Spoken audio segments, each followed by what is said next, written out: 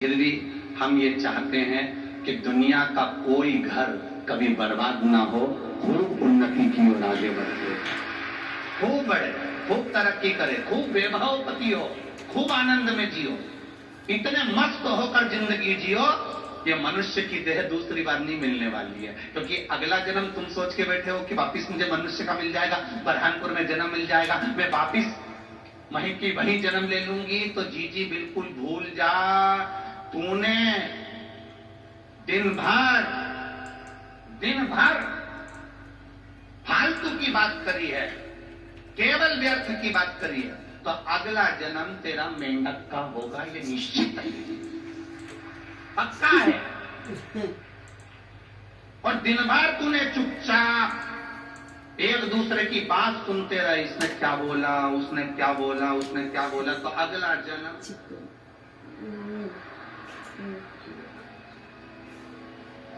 तो तुम्हारी भी अगर अड़ोसन पड़ोसन तुम्हारी कोई रिश्तेदार अगर चुपचाप से बात सुनते हो तो उनको कह देना, जुआ भाई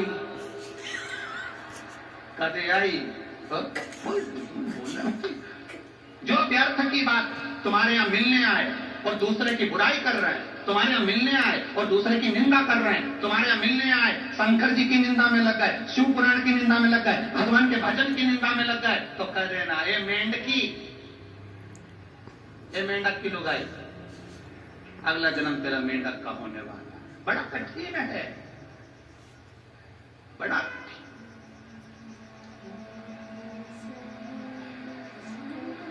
वैसे तो मुझे मालूम है बरहानपुर के लोगों का ऐसा वैसा जन्म तो नहीं होगा, निश्चित है। कारण केवल एक ही है कि बरहानपुर वाले मां ताप्ती के तट पर रहते हैं और ताप्ती का केवल नाम लेने पर ही व्यक्ति की मृत्यु हो जाती है।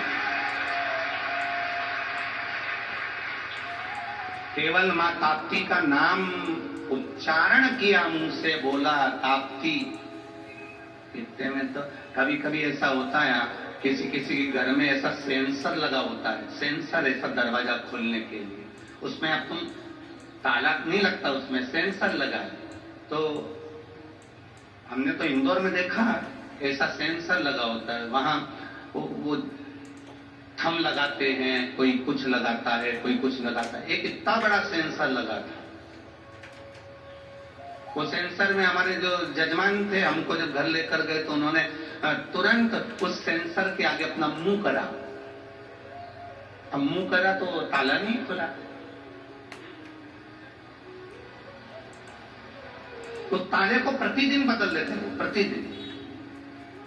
फिर उन्होंने उनकी पत्नी को फोन करा, मैं घर आया हूं, गुरुजी को लाया हूं, सेंसर ताला नहीं खुल रहा।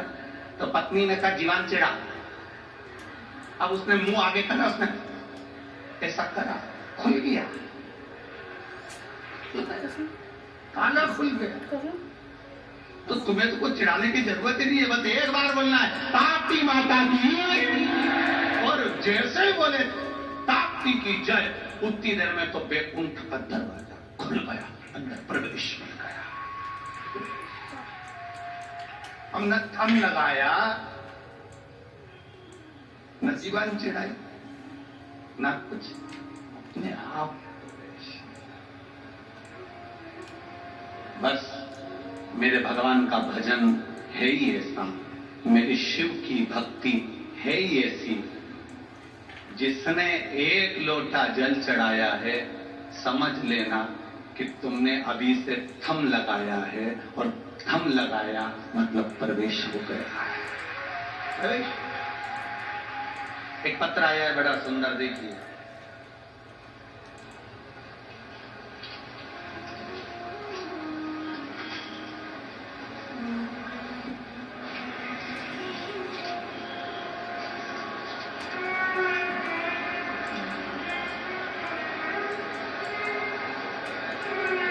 मैं राम प्रकाश जायसवाल, पत्रकार संघ अध्यक्ष बुरहानपुर से हूं। आप ही दोनों हाथ हिला जो श्री शिवाय नमस्ते। मैं पत्रकार संघ अध्यक्ष बुरहानपुर से हूं, मेरा मोबाइल नंबर ये है। गुरुजी प्रणाम। 30 वर्षों से पत्रकारिता कर रहा हूं। और पत्रकारिता के क्षेत्र में काम कर रहा हूं। मेरा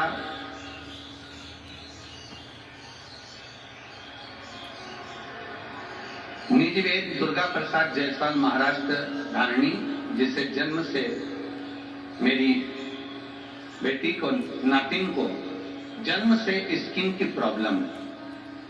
पूरे शरीर पर बड़े बड़े फोड़े हो जाते हैं, जिसका मैंने फोटो भेजा। पूरे शरीर पर बड़े बड़े फोड़े हो जाते थे, उसमें से पानी निकलता था।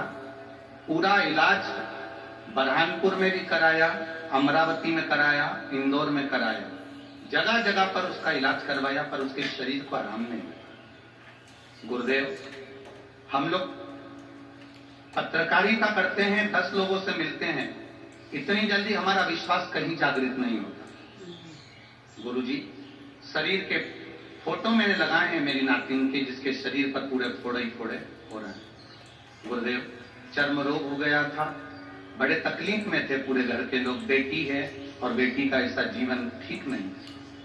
तब शिव महापुराण की कथा पहली बार सुनी।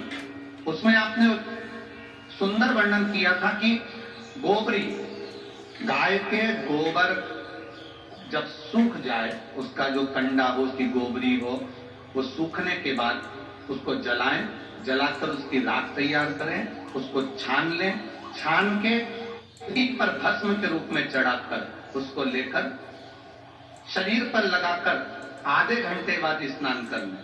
हमने वो अपनी नातिन को कराना प्रारंभ करा गुरुदेव। अब वो पूर्ण तरह से स्वस्थ हो चुकी है। मैं बाबा को धन्यवाद देता हूँ। ये शिव तत्व है। 2 फोटो लगाए, एक जिसमें उसके शरीर पर चर्म रोग है और दूसरा फोटो लगाया जिसमें से वो रोग से मुक्त है। बेटी पत्रकार, श्री शिवाय नमस्ते। शिव तत्व को कर एक पत्र बड़ा सुंदर